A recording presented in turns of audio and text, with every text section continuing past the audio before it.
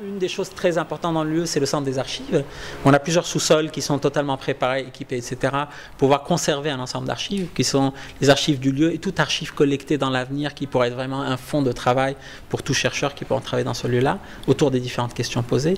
L'autre aspect étant vraiment un lieu de communication et d'échange, qui sont dans les différents... On a 2 auditoriums, on a des salles des séminaires, des salles de conférences, etc., qui sont vraiment aussi un outil très important. On a la partie bibliothèque qui est vraiment, doit être dotée vraiment de toute une collection de livres assez importantes qui sont liés aux thématiques posées, donc qui est aussi un centre de documentation assez important pour celui-là. Après, au-delà de ça, il y a tous les espaces d'exposition qui a priori sont pour l'instant des espaces d'exposition temporaires et qui pourraient devenir, pour moi, dans le temps, d'ici 20, 30 ans, une fois que tout le travail a été fait, pourront devenir en partie des espaces d'exposition permanents dans lesquels il y aurait peut-être une collection qui se mettrait en place. C'est un lieu de mémoire. Ça ne peut être que lié au patrimoine d'une ville, à la mémoire d'une ville, à tous les niveaux par rapport à ça.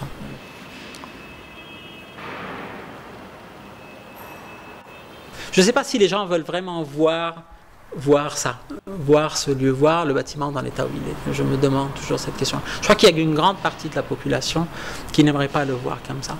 C'est vraiment voir un peu toutes ces traces du temps, que ce soit au niveau de la guerre, ou que ce soit au niveau de l'histoire d'une ville. C'est pas évident. Je suis certain qu'on est en train de leur poser une question assez complexe. On est en train de les mettre dans une situation assez difficile.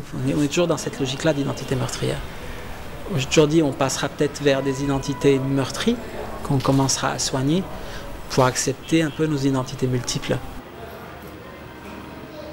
Donc c'est vraiment tout un processus comme ça, qui à mon avis va prendre beaucoup de temps, et très long.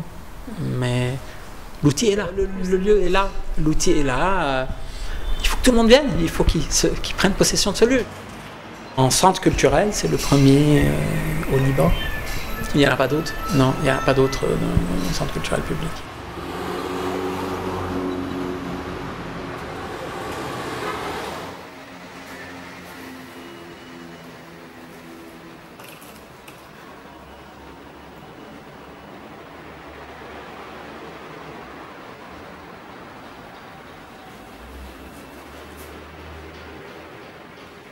In the lack of public space, or real public space, what could be the alternative?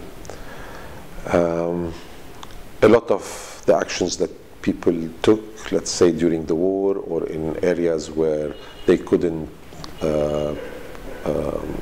express themselves or work in public space or public institutions even, they resorted to private homes. So it's either through parties, events, theater, and so on, happened a lot in private space. During the war they were quite alive, even the ones abandoned, they were squatted and so on. And then after the war they became like ghosts in the city.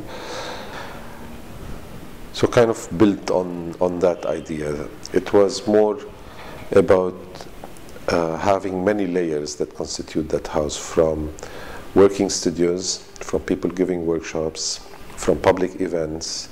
The house is open all day for the public to come and enjoy and work and so on.